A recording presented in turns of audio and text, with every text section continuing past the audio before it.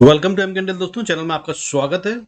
I hope आपने अगर कल का वीडियो देखा था तो जरूर आज पैसा बनाया होगा, क्योंकि मैंने बताया था कि आज मार्केट गिरने वाली नहीं है, कहीं से भी नहीं दिख रहा है। और आज मैं क्या कह रहा हूं, कल की एक्सपायरी के लिए बहुत इंपॉर्टेंट है। आइए देखते हैं क्या है कल का सीन। उससे पहले request to go through the disclaimer, जरूरत हो तो वीडियो को पॉज कर देखिए। आज देखिए क्या हुआ, एफआईआई ने बाइंग करी फिर से एक बार, 5वां दिन आज लगातार। पर आज बाइंग थोड़ी कम करी है उन्होंने, 765 करोड़ की, 765 करोड़ की। और अगर बात करें कि डीआईआईस की, जो मैंने बताया था कल के भाई वो बेचेंगे, क्योंकि उन्होंने बहुत पैसा लगा रखा है। और वो मगर बेचेंगे ऐसे कि मार्केट ना गिरने पाए, धीरे धीरे थोड़ा थोड़ा। तो जब बढ़ जाती है मार्केट तो वो थोड़ा सा माल निकालते हैं। तो आज उन्होंने 518 करोड़ रुपए का माल बेचा। अभी फिलहाल चिंता का विषय नहीं है, बट अगर कल को कहीं एफआईआई ने बेचा, जो वो अभी तक खरीद चुके हैं, तो खतरनाक हो सकता है। लेकिन अभी उसके भी साइन नहीं दिख रहे हैं। तो अब इसकी इस बाइंग और सेलिंग से क्या हुआ, अभी अगस्त का महीना 3910 करोड़ की बाइंग हो चुकी है, बल्कि 11 ही कही है, 3911 करोड़ की buying by foreign institutional investors. और डोमेस्टिक वालों ने बेच दिया है अभी तक 1222 करोड़। बायर सेलर बन गए हैं, सेलर बायर बन गए हैं। ये बात आपको समझ ही आ गई होगी, मैं 3 दिन से बता रहा हूँ। लेकिन जो सेलर बने हैं, इनका मूड मार्केट गिराने का नहीं है। जो पहले सेलर थे, उनका मार्केट को बचाने का कोई इरादा नहीं था। अब इसलिए हम सेफ हैं, कह सकते हैं कि मार्केट बहुत ज्यादा नहीं गिरती दिख रही है। और अब सालाना फिगर तो आपको मालूम ही है, बहुत बड़ी है। कितना हो चुका है अभी तक जनवरी से लेकर टिल डेट? एफआईआई ने बेच दिया है 2,86,062 करोड़ का माल। अभी तो कवरिंग हो गई है 3,900 करोड़ की, अदरवाइज ये 2,90,000 करोड़ के पार था। डीआईआई ने क्या कर दिया है, अभी तक बाइंग करी है उन्होंने 2,40,585 करोड़ की। तो ये हैं वो जो बेच रहे हैं। अब 2,40,000 करोड़ की बाइंग जिसने कर रखी हो और वो 500 करोड़ का सेल ऑफ करे, तो ये बहुत बड़ी बात नहीं है। लेकिन जिसने 2,90,000 करोड़ की सेलिंग करी हो, वो अगर बाइंग करने लग जाए तो ये कुछ अजीब लगता है। तो ये हो सकता है कि नकली भी हो, मगर 4 दिन हो गए लगातार करते हुए। बहुत समय से सेलिंग कर रहे हैं, पिछले करीब 11-12 महीने से लगातार सेलिंग कर रहे हैं। ये 12 महीने भी नहीं, ज्यादा ही हुआ इनफैक्ट। तो अब ये बाइंग पे आ गए। पहली बार ऐसा हुआ है पिछले 12-13 महीने में कि ग्रीन में दिख रहे हैं कोई महीने में, कि इन्होंने बाइंग करी है नेट। अब मार्केट में हुआ क्या, आज आपको दिखाता हूं। देखिए, ये आज थोड़ा सा कम्बरसम डेटा है और ये कंफ्यूजिंग है। कंफ्यूजिंग तो नहीं है, बट ये बता रहा है, इंडिकेट कर रहा है कि अभी मार्केट के अंदर बादल छटे नहीं है। और कल फिर बड़ा वाला गेम होगा और वॉलेटिलिटी हाई रह सकती है, रह सकती नहीं है, रहेगी ही। कल एक्सपायरी भी है, फॉर श्योर रहेगी। तो आज हुआ क्या, देखिए, आज मार्केट जो है निफ्टी ग्रीन में बंद हुआ है, नहीं गिरा, बल्कि 42 पॉइंट बढ़ गया। जबकि कल ये सिर्फ और सिर्फ 5 पॉइंट बढ़ पाया था, जब हम डरे हुए थे सब। आज ये 42 पॉइंट ऊपर बंद हुआ है, जब सबने मान लिया था कि गिर गई। मार्केट ने दिखा भी दिया था कि ये गिर गई, और उसके बावजूद ये ऊपर है। ये कमाल हुआ, मैंने बताया था। और आज बढ़ने वाले शेयर कम थे, क्यों? 684 शेयर्स बढ़ रहे थे सेंसेक्स में, अगेंस्ट 1277, 1277 शेयर जो कि गिर रहे थे। ये है अब वो डेटा जो कह रहा है कि स्ट्रेंथ कम हो गई है। लेकिन इससे पहले भी ऐसा हो चुका है, और ये अभी भी बहुत चिंता का विषय नहीं। क्यों? क्योंकि आज जो संभालने वाले थे मार्केट को, उन्होंने मार्केट को संभाला। कौन से शेयर थे आज मार्केट को संभालने वाले? साहब देखिए, टोटल में हम बड़े हैं कितना, 42 पॉइंट्स। इस 42 पॉइंट में अगर बात करें कंट्रीब्यूशन, रिलायंस का था 17 पॉइंट का, इन्फोसिस का था 17 पॉइंट का, यानी कि 34 पॉइंट तो इन दो ने ही दे दिए थे। और ये बड़े कितना है, ना के बराबर। इन्फोसिस आज बढ़ा है करीब 1.5% से कम, और रिलायंस तो उससे भी कम बढ़ा है, शायद 1% से नीचे है। और ये कई दिन से बढ़ रहा है, मैंने बताया था 4 दिन से लगातार बढ़ रहा है। कब तक बढ़ पाएगा पता नहीं, लेकिन आज भी बढ़ा है। पर अगर ये ना बढ़े तो इन्फोसिस बढ़े तो भी मार्केट काम कर देगी। इसके अलावा बढ़ने वाले शेयरों में टीसीएस बड़ा वाला कंट्रीब्यूटर था, आईसीआईसीआई बैंक, इन्होंने भी 10-11 पॉइंट, दोनों ने मिलाकर 22 पॉइंट करीब ऐड करे हैं। टाइटन आज बढ़ रहा था। उसके अलावा जो टॉप गेनर थे आज, निपॉन निपॉन 4% बढ़ा, अतुल बढ़ा 2.97%, Persistent, Birla Soft, Indian Hotels, L and T Infotech, Tech Mahindra, ये सब लगभग 2% बढ़ने वाले शेयरों में थे। ये सब बढ़े। सेक्टर कौन से थे आज जो बढ़ रहे थे? सब आज मेजरली जो है वो आईटी ने संभाला। आईटी आप देख लीजिए, इन्फोसिस और टीसीएस वहां बैठे हैं तो काम ही हो गया, इन दोनों ने बचाया। तो आईटी था सेक्टर आज जो मार्केट को संभाले हुए था। उसके अलावा जो ग्रीन में बंद होने में मैनेज कर गए हैं वो है फाइनेंशियल सर्विसेज और एनर्जी सेक्टर। ये रेड में बंद नहीं हुए, बस इतना ही समझिए। बहुत बड़ी बढ़त या कंट्रीब्यूशन इन्होंने नहीं दिया।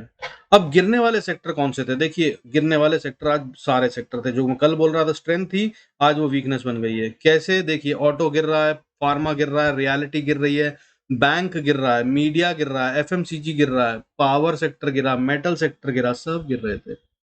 लेकिन गिरे कितने कितने? देखिए, आज कोई बहुत बड़ा शेयर कोई बहुत ज्यादा गिरावट नहीं दिखाया। ठीक है, जो अगर वैल्यू के हिसाब से बोलूं जो कंट्रीब्यूट करते हैं निफ्टी में, तो उनमें से जो गिरने वाले शेयर थे वो ना के बराबर थे। क्योंकि Reliance, Infosys, TCS, ICICI bank, SBI bank, Titan, यही तो हैं। तो ये तो गिर नहीं रहे थे। अब गिर रहे थे कौन से?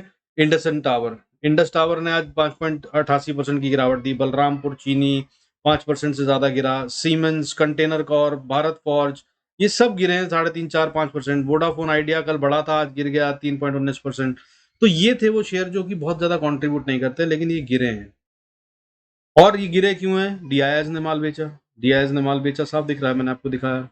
अब वो भी कितना बेचा? बहुत थोड़ा बेचा, बाइंग के मुकाबले कम बेचा। वो ध्यान रख रहे हैं इस पर।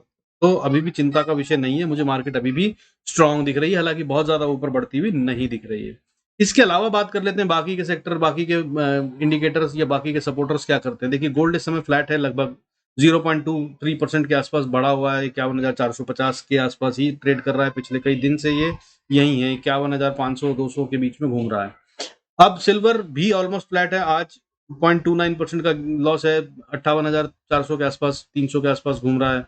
ये भी बहुत मूवमेंट नहीं दिखा रहा है। डॉलर आज एक खतरनाक साइन दे रहा है। डॉलर आज फिर से 0.67 बढ़ा हुआ है, 67%। हालांकि कल ये गिरा था, इतना ही गिरा था, 0.7% के आसपास ही गिरा था। आज 0.7% के आसपास ऊपर बढ़ गया। और कहाँ पहुंच गया है? एक dollar against the value of एक रुपी हो गया 79 रुपीज 35 पैसा का, जो कि कल 78, 50, 60 के आसपास चल रहा था। ठीक है, 70, तो अब 70-80%, 70-80 पैसे की बढ़त है, जो कि बहुत सीरियस बढ़त होती है। लेकिन मैंने आपको बताया कि जब तक ये 80 को पार नहीं करेगा तब तक हमारे लिए बहुत खतरा नहीं है।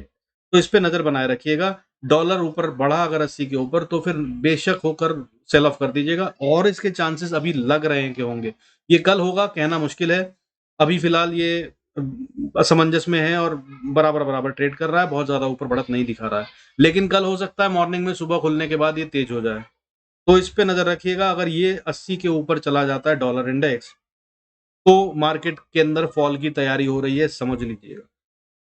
फर्दर क्रूड, क्रूड आज भाई देखिए फिर से डाउन है, 7400 पे ट्रेड कर रहा है, नीचे है। ठीक है, तो ये तो हमारे लिए अच्छा ही साइन है। हालांकि क्रूड बहुत खिला रहा है, ये असल में कहीं जा नहीं रहा है, रिटेल को मार रखा है इसने। ऊपर बढ़ता है फिर नीचे आ जाता है, नीचे बढ़ता है फिर ऊपर चला जाता है, और असल में नीचे ही का ट्रेंड दिखा रहा है। 4-4, 5-5% नीचे गिरता है, 1.5-2% ऊपर उठता है, फिर 5%। तो क्रूड अभी हमारे लिए चिंता का विषय नहीं है। और मैंने आपको बता रखा है, जब तक ये 8,000 के नीचे है तब तक इकोनॉमी को डेंट नहीं दे रहा है। तो अभी हम बहुत सेफ जोन में है क्रूड की तरफ से। फर्दर एसजीएक्स निफ्टी फ्लैट चल रहा है इस समय, कोई बड़ा मूव नहीं है। 17,350, 380 से लेकर 400-420 के बीच में ट्रेड कर रहा है। तो ये भी कोई खतरे की बात अभी नहीं दिखा रहा है। तो अभी मिक्स हो गए हैं सारे के सारे फैक्ट्स जो है। लेकिन अब इसके बाद जो चिंता का विषय मैं आपको कल बताया था, आज हालांकि उसमें थोड़ी कमी आई है। That is India volatility index. वो घटकर अभी आ गया है 0.43% ही घटा है, हालांकि 18.45। लेकिन 18 के ऊपर वॉलेटिलिटी हाई रहती है और ये रहेगी कल भी। और काफी प्रोबेबिलिटी है कि कल ये ऊपर की तरफ बढ़े। तो इस पे नजर रखिएगा। अगर क्रूड, मैंने देखिए आपको क्या क्या बताया, उसके हिसाब से डॉलर आपके लिए बहुत इंपॉर्टेंट है, नजर रखिएगा 80 को पार ना करे। और इंडिया विक्स पे खास रॉक नजर रखिएगा, ये 20 को ना छूने पाए। अगर इसने 20 को पार करा या पार करा तो फिर बहुत बड़ी बात हो जाएगी। 20 को अगर इसने छूने की भी कोशिश करी तो फिर कल बहुत बड़ा मूवमेंट हो सकता है, जो कि नेगेटिव भी हो सकता है। ठीक है, ये है। अब इसके लिए लेवल कौन कौन से इंपॉर्टेंट है? तो सर, बैंक निफ्टी में मैंने कल आपको बताया था 38,000 और 37,800। जब तक मार्केट इसके अंदर है, कोई टेंशन की बात नहीं है। आज पूरा दिन इसने वहीं घुमाया। अब मैं कल के लिए क्या कह रहा हूँ, 38,000 is the most critical one. ध्यान रखिएगा, ये टूटना नहीं चाहिए। इसके ऊपर ही बैंक निफ्टी ट्रेड करे तो ये 38,400 की तरफ जा रहा है बड़े आराम से। और 38,200 तो आ ही जाएगा। अगर आपको ये दिखे कि ये 38,000 के ऊपर 10 मिनट 15 मिनट खुलने के बाद मार्केट ट्रेड कर गया है, तो 38,200 के लिए आप गेम कर सकते हैं। लेकिन ज्यादा देर के लिए मत बैठिएगा उसमें, क्योंकि कल ऑप्शंस के प्रीमियम बहुत तेजी से उड़ेंगे। एक्सपायरी है क्योंकि। ठीक है, तो अगर 38,000 के ऊपर ट्रेड कर रहा है तो 38,200 के लिए तो आप सीधा ट्रेड कर लीजिएगा। और वैसे 38,400 की कोशिश जरूर करेगा ये। और अगर निफ्टी की बात करें तो निफ्टी साहब देखिए क्रिटिकल लेवल पे ही है। मैंने आपको बताया जब तक 17,200 नहीं टूटता तब तक तो सोचना भी मत शॉर्ट करने की इसको, ये ऊपर ही जा रहा है। ठीक है, आइए आप देख लेते हैं कि चार्ट क्या कह रहे हैं और हमें किन लेवल्स पे ट्रेड करना है, छोटे-छोटे लेवल कहाँ पे रुकना, कहाँ पे पढ़ना है। Before that I request you to please go through the disclaimer as per SEBI norms. जरूरत हो तो वीडियो को पॉज करके पढ़ें। आइए चलते हैं चार्ट्स देखने।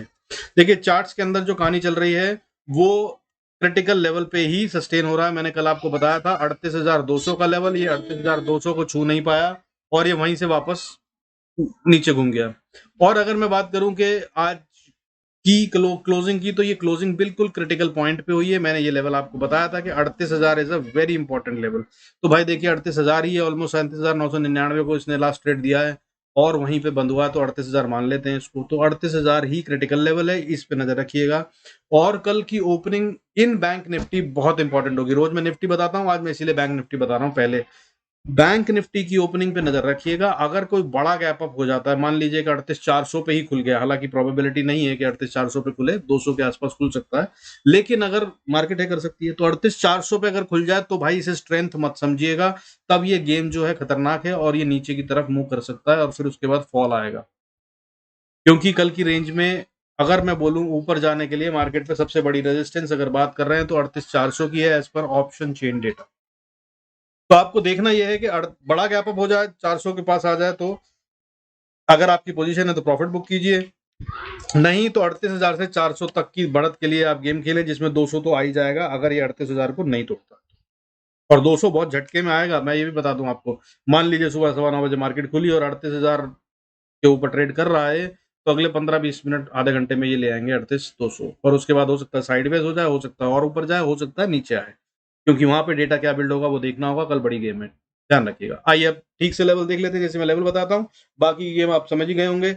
अब अगर बैंक निफ्टी ऊपर जाता है तो पहला लेवल मैंने आपको बता दिया 38,000। अगर दूसरी बात करें तो छोटा लेवल रेजिस्टेंस का जो आ सकता है वो 38,70 पे है और उसके बाद 38,200, 200 से 210।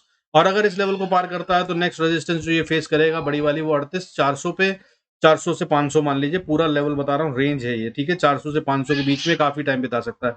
उसके बाद 38,600, और 38,600 को पार कर लिया तो फिर 38,650, और 38,650 के बाद फिर ये सीधा जा रहा है 39,000 की तरफ, 39,000।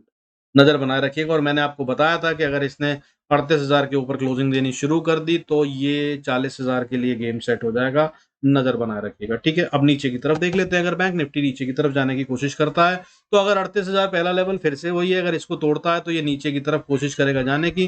तो पहली सपोर्ट जो इसको मिलेगी वो 37,800 पे मिलेगी। अगर 800 को तोड़ देता है तो फिर अगली सपोर्ट, और 800 को तोड़ दे तो मैं बता रहा हूं तभी मानिएगा कि ये डाउन ट्रेंड में है, तब इसको आप शॉर्ट साइड पे खेल सकते हैं, अदरवाइज स्कैल्पिंग कीजिएगा, इससे ज्यादा मत कीजिएगा। और 38,800 को तोड़ दे तो फिर अगली सपोर्ट 38,700 40-50 पे भी है, लेकिन ये छोटी सपोर्ट है, शायद टूट सकती है।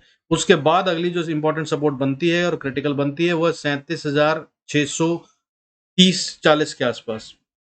यहां पर से बहुत हाई प्रोबेबिलिटी है कि बैंक निफ्टी ऊपर बाउंस करेगा, और अगर नहीं करता तोड़ता है तो अगला लेवल डाउन साइड में होगा 37,550। 37,550 को तोड़ने के बाद अगली सपोर्ट जो ये लेगा वो 430 पे लेगा, और 430 के बाद फिर हम क्रिटिकल लेवल पे आ जाएंगे, दैट विल बी 37,300। इसको इसे नहीं तोड़ना चाहिए। अगर ये इसको तोड़ता है तो छोटी छोटी सपोर्ट 165 पे, 37,165, और उसके बाद 37,000 ही मान लीजिए। इसको अगर इसने तोड़ा तो फिर ये पक्का गैप फिल करने जा रही है नीचे की तरफ, दैट लेवल वुड बी 36,850। इतना कल के लिए शायद बहुत होगा। Do good trades, be profitable. Nifty देख लेते हैं, आइए अब। निफ्टी में भी बिना स्टोरी के मैं आपको सीधा लेवल्स बता देता हूं। सॉरी, देखिए अगर इसको ऊपर जाना है तो इसको ये इंश्योर करना है कि ये 17,370 को ना तोड़े, 17,370, क्योंकि बड़ी कैंडल से इसने इसको पार करा है, पुरानी रेजिस्टेंस है, बार बार टच करके नीचे गए थे और ये यहां से, तो तब जब तक अगर शॉर्ट साइड का खेलना चाहते हैं तो 17,370 जब तक ये ना तोड़ दे तब तक शॉर्ट करने की सोचिएगा मत। अब ठीक से लेवल देख लेते हैं। अगर बैंक ने इसको निफ्टी को ऊपर जाना है तो पहला लेवल जो रेजिस्टेंस का ये फेस करेगा वो तो देखिए साहब, मतलब जहां पे आज का हाई है वही बन जाता है 17,400, 410। और अगर इसको पार कर ले तो 430 तक समझिए रेजिस्टेंस है। 430 को अगर पार कर ले तो उसके बाद ये 500 के लिए जा रहा है। और अगर ये 500 को पार कर ले तो फिर 653 would be the next level जिसके लिए ये गेम करेगा, और फिर 700 पे भी अटकेगा थोड़ा सा, वहां पे साइकोलॉजिकल रेजिस्टेंस आती है, थोड़ी सी टेक्निकल भी है। उसके बाद 17,785 तक के लिए खेल सकता है। 17,785 ऊपर की तरफ में, ठीक है। 85 क्यों मानते हैं आप, 17,800 ही मान लीजिए, ठीक है। तो 17,800 850 पे ये एक स्टिफ रेजिस्टेंस है जिसको ये फेस करेगा, जिसको पार करने में टाइम लगेगा। कल ये उसको पार करता नहीं नजर आ रहा। कल क्या मैं बोल रहा हूँ, कभी भी किसी भी दिन नीचे से इतने सारे पॉइंट लेके 400 पॉइंट लेके ऊपर ये जाकर 850 को तोड़ ही नहीं सकता। बहुत पैसा लगता है, नहीं लगा पाएगा कोई। कोई लगाना भी चाहता होगा तो वो पहले रिस्क एनालाइज करेगा, तभी लगाएगा। वो होता है कि आज की क्लोजिंग हो जाए, फिर कल किसने क्या पोजीशन बनाई, उसके बाद फिर प्लान किया जाता है। तो ये एक दिन में नहीं हो सकता, ठीक है। तो अब आइए नीचे की तरफ देख लेते हैं। नीचे की तरफ अगर आता है तो मैंने जैसा आपको बताया, पहली सपोर्ट तो आपकी 17,370 पे सपोर्ट ले लेगा ये, और ये काफी इंपॉर्टेंट एंड क्रिटिकल सपोर्ट है। बल्कि मैं कहूंगा आपको इसको 370 ना मानकर 340 तक देख लीजिएगा, क्योंकि हो सकता है कि फ्लिक मार दे, बहुत सारे दिन होते हैं ऐसे। तो 17,340 को सपोर्ट पाएगा ये, और वहां पे अगर ब्रीच कर देता है ये, तो अगली सपोर्ट जो है इसकी स्ट्रॉन्ग वाली 17,300 है, और अगर 300 को तोड़ देता है तो 251 पे भी एक अच्छी खासी स्ट्रॉन्ग सपोर्ट है। इस लेवल पे पहले भी कई बार सपोर्ट ले चुका है, पार करने से पहले भी कई बार अटका था। उसके बाद अगर इसको नीचे जाना है तो फिर ये 17,210 से 200 के बीच में सपोर्ट लेगा, और अगर इसने 200 को तोड़ा तो फिर अगली सपोर्ट भी नजदीक है, 17,170 60 के बीच में आती है। और इसको अगर तोड़ देता है तो फिर बहुत बहुत बहुत बहुत क्रिटिकल एंड इंपॉर्टेंट, यहाँ पर एक बार में पार नहीं करेगा, गिरते हुए भी मैं बोल रहा हूँ। दैट इज द लेवल 17,100 से 120। यहाँ पर इसको सॉरी अच्छी सपोर्ट मिलेगी, और यहां से ये बहुत हाई प्रोबेबिलिटी है कि अगर गिरा भी तो बाउंस बैक जरूर करेगा। लेकिन अगर नहीं करा तो अगला लेवल होगा 17,080, और उसके बाद अगला लेवल होगा 17,040। उसके बाद फिर एक और क्रिटिकल एंड इंपॉर्टेंट लेवल, इसको भी नोट कर लीजिए, दैट इज 17,000। ये सबसे इंपॉर्टेंट लेवल है, इसको ये तोड़ ही नहीं सकता, ऐसा लग रहा है अभी तो फिलहाल। कल तो नहीं छू पाएगा, क्योंकि क्रिटिकल ये टेक्निकली भी है, ये फंडामेंटली भी कह लीजिए, क्योंकि 17,000 के पार हम नहीं जा पा रहे थे। उसके कारण है क्योंकि अगर रिजल्ट्स ना आने शुरू होते और सपोर्ट ना मिलती, अच्छी चीजें ना होती, तो ये नहीं बढ़ सकता था। उसके बाद ये साइकोलॉजिकल लेवल भी है, ठीक है। तो यहाँ तक की गेम बनती है, और उसके बाद भी हालांकि फॉल स्टीप होते हैं। अगर नीचे जाना है इसको, तो अगली सपोर्ट जो ये पाएगा वो 900 से 950 के बीच में पाएगा, और अगर इसको तोड़ दे तो फिर 16,850 will be the last and final critical support, अगर हमें ये ट्रेंड अपसाइड का कायम रखना है। आई होप ये वीडियोस आपकी हेल्प कर रहे हैं और आप इससे अच्छा पैसा बना रहे हैं। आपको कुछ और चाहिए इसमें तो डू मेंशन इन कमेंट्स, कोई फीडबैक हो तो भी। बाकी see you in next video. God bless us all. Like subscribe share जरूर कीजिएगा।